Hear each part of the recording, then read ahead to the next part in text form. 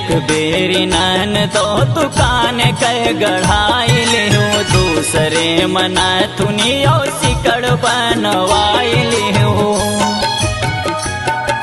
ए नन तो सुन तो एक बेरी नन तो दुकान कह गढ़ाई लिहू दूसरे मना थुनियो सिकड़ बनवाई लिहू। तीसरे मांगी रहू हमसे कांगना तीसरे मांगी रहू हमसे कांगना के अब हो बना ललनवा नन दो तोहरे कारना के अब हो बना ललनवा नन दो तोहरे कारना।